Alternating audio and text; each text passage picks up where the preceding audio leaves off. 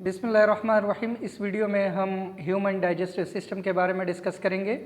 Human digestive system वो system है जिसके अंदर हमारे पास लार्ज मॉलिक्यूल जो है वो कन्वर्ट हो जाते हैं स्मॉलर मॉलिक्यूल्स में by the help of enzymes. ठीक है। कंपोजिशन ऑफ डाइजेस्टिव सिस्टम के हमारे पास कितने हिस्से हैं, तो उसके अंदर सबसे पहले हमारे पास एलिमेंट्री कैनाल आता है।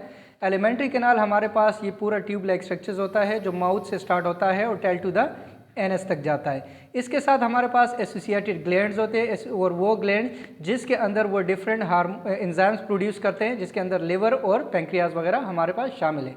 सबसे पहले द प्रोसेस ऑफ डाइजेशन कहाँ से स्टार्ट होता है, हमारे पास ओरल कैविटी से यानी माउथ से स्टार्ट होता है। और हम जो भी फूड इनटेक करते हैं वो हम अपने दांतों की मदद से मुख्तलिफ छोटे छोटे हिस्सों में कन्वर्ट करते हैं और हमारे यहाँ टंग जो है उसमें उनको रोल करने में अहम किरदार अदा करता है। इसके साथ साथ हमारे पास ज़बान के नीचे सलेवरी ग्लैंड्स प्रेजेंट होते हैं और ये जो ग्लैंड्स है ये सलाइवा एमाइलेज एंजाइम प्रोड्यूस करते हैं जो हमारे खुराक के अंदर स्टार्च मौजूद होता है उसको डाइजेस्ट करने में हेल्प करते हैं।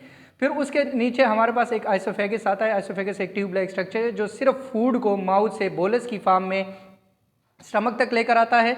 ठीक है। जब फूड हमारे पास स्टमक में आ जाता है तो स्टमक के अंदर हमारे पास यहाँ पे HCl प्रेजेंट होता है और HCl के साथ पेप्सिन एंजाइम प्रेजेंट होते हैं। जो HCl हमारे खुराक के अंदर जितने भी जरासीम्स होते हैं उसको ख़त्म करता है और इसके साथ साथ मुख्तलिफ जो बैक्टीरिया है उसको किल करते हैं और हमारे फूड को क्लियर करता है। इसके साथ पेप्सिन एंजाइम जो होते हैं वो हमारे खुराक के अंदर जो प्रोटीन्स होते हैं उन प्रोटीन को डाइजेस्ट करने में हमारे पास हेल्प करते हैं। ठीक है। उसके बाद हमारे पास जो हमारी खुराक है वहाँ से छोटी स्मॉल इंटेस्टाइन के अंदर एंटर होती है। स्मॉल इंटेस्टाइन में जब ये एंटर होती है इसको हम कायम कहते हैं। स्मॉल इंटेस्टाइन के अंदर एंटर होने के साथ साथ फिर हमारे पास लीवर से इसके अंदर बाइल शामिल हो जाता है और पैंक्रियाज से इसके अंदर हमारे पास पैंक्रियाटिक जूस शामिल हो जाता है और हमारे खुराक के अंदर जो उनको मज़ीद छोटे छोटे हिस्सों में तकसीम कर देता है। ठीक है। वहाँ से फिर ये खुराक जो है जो स्मॉल इंटेस्टाइन है इनकी वॉल में ब्लड कैपिलरीज प्रेजेंट होते हैं, उन कैपिलरीज के अंदर ये डाइजेस्ट हो जाता है यानी एब्जॉर्ब हो जाता है और ब्लड में शामिल हो जाता है और वो मटीरियल जो अनडाइजेस्टेबल होती है वो वहाँ से लार्ज इंटेस्टाइन में चली जाती है।